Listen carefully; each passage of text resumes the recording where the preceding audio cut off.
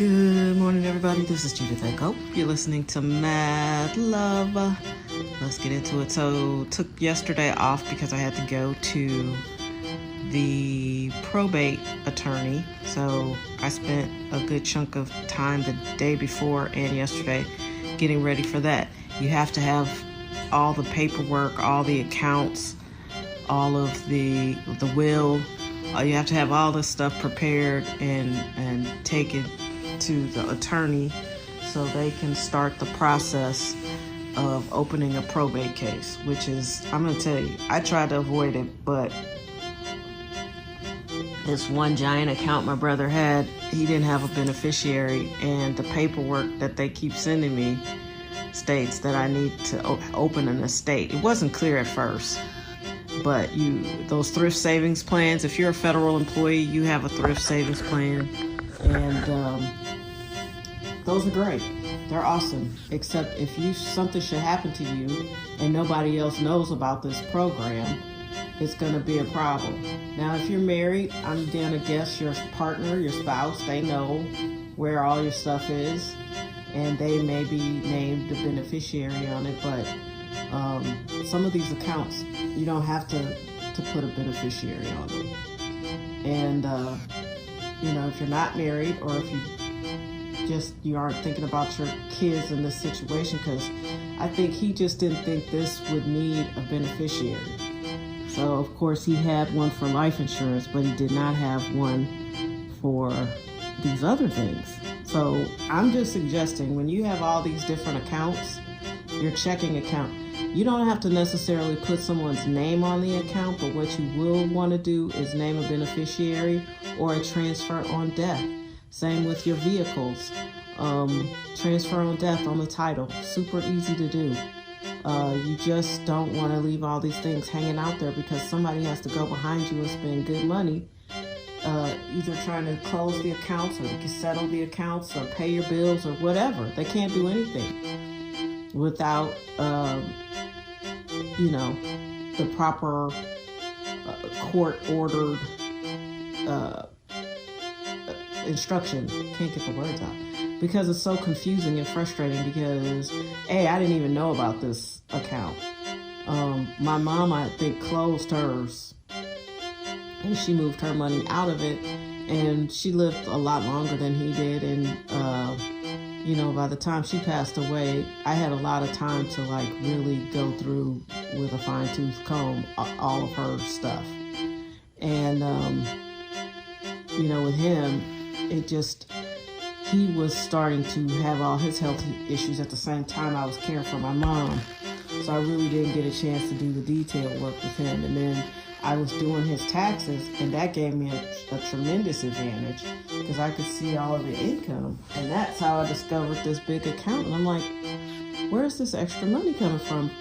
And he loaned himself a large amount of money. So listen, I'm telling you all this not to share my family business, but to say to you, when you move past maybe some of our parents who weren't all that financially savvy, and now you're starting to deal with siblings or people you partner with later in life, and they have more, you're going to have to really, really start to pay attention. And it may be some of your parents too. They may have they may have had businesses, they may have all these accounts with old money in it, all these old life insurance policies. I found some paperwork from my dad's job in the 70s, and I'm listed as a beneficiary, but I don't know what that means.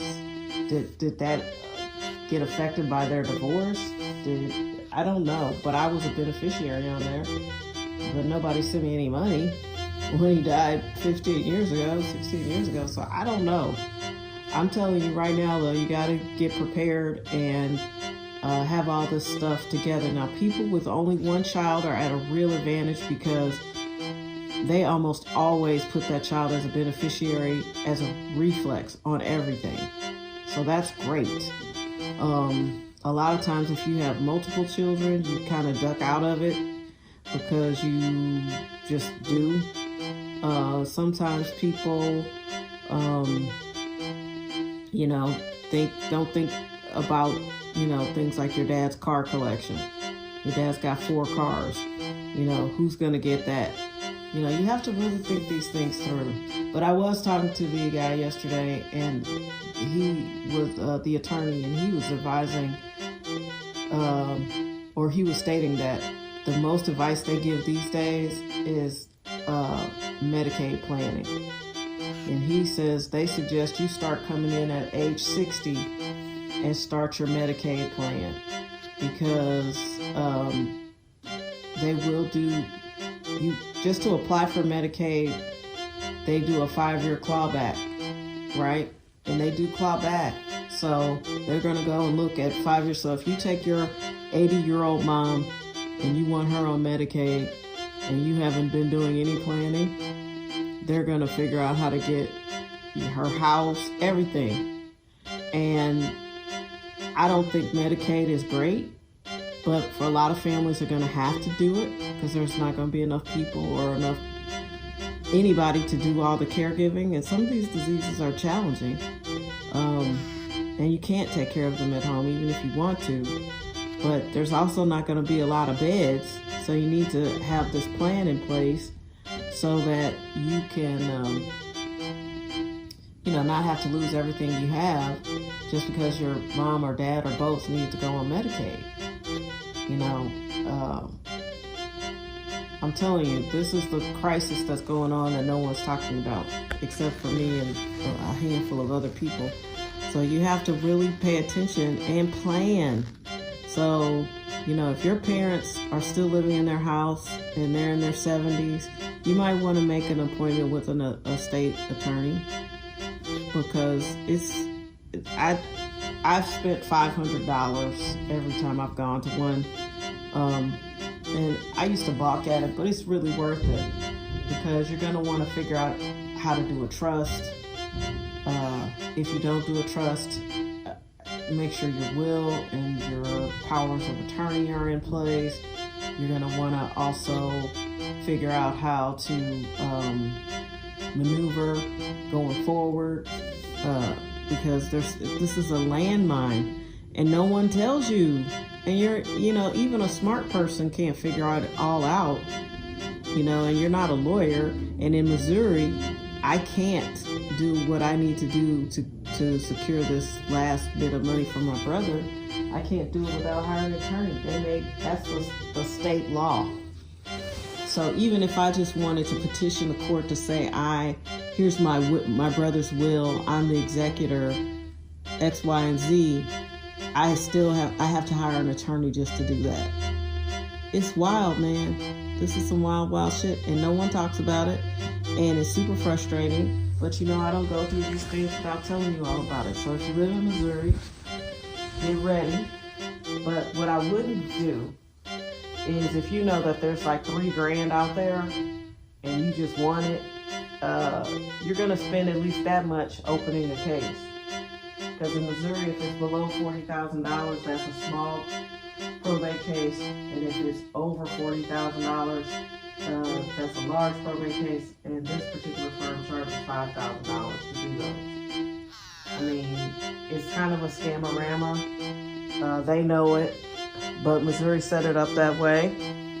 They want you to hire an attorney. They want those people to get that money for some reason. I don't know why, but there's nothing you can do at this level on your own in Missouri. Checking accounts, safety deposit boxes. And so the only way to offset that is to make sure your loved ones put everything in a trust. That's the number one way. But this is the stuff you got to get them to do when they're still healthy enough to make these decisions. Because by the time I was considering a trust, my brother couldn't even walk anymore, and he wasn't particularly cooperative. He wasn't not cooperative, but the best situation for me would be to walk up to him with stuff and hand it to him to sign. That's how I got as far as I did. Had I known about this thrift savings account, I would have taken care of that, would have put a beneficiary on that. But I didn't know about it, and he wasn't exactly forthcoming. So yeah, these are the things you have to do. So you want to probably go for a trust. That's the best way. Put everything in trust and you avoid probate totally. But I do know a lot of you all deal with what I've had to deal with my brother. Like, people don't want to talk about it. This is not something they want to think about. It's not something that they want to do. And, you know, planning for your exit strategy does not exactly invoke death, but for some people they think it does. But it's just smart, and it saves the people that you love a ton of time. And also, you're planning for them too. I don't want to waste everybody's time and be like, try to find all these accounts I have. And I'm a person with multiple accounts, and I have trading accounts, and I have all kinds of stuff. But yeah, I'm about to put my nephew on everything, because why not? Nobody wants to be looking for all this shit when you go. My brother died in March, and now we're headed into July, and I'm still dealing with his stuff. I'm finally dealing with my mom's stuff, but now I have to deal with his stuff. And he could have helped me out a lot, a whole bunch, if he had just been, a little bit more thoughtful in this process. But he wasn't, and so here we go. But yeah, do yourself a solid, get all your paperwork together, hire an attorney, do a trust, be done with it. Look up your state though. Your state's gonna make a huge difference, but in Missouri, I would definitely put everything in a trust. Cars, houses, all your checking accounts, everything. And hire somebody good to do it, spend the money. It'll be worth it. That's my 2 cents on that. Clive Davis passed away. Get ready. We're about to find out some truth about this guy. Because I have a big feeling that a lot of the darkness in the music industry comes from him. He was the architect of it, and he had a PR team that kept him, in favorable light. But a lot of people suspect that he was behind a lot of the nefarious darkness in this industry, including what happened to Whitney Houston. And the only other person you that's kind of a demon and no one says anything yet is Tommy Mottola. And I think these guys, once they got into power, they really, really went dark. And Tommy's still alive, but we're going to hear a lot about Clive and how Puffy became Puffy. And we'll see. We'll see what that looks like. Have a great day. Take care.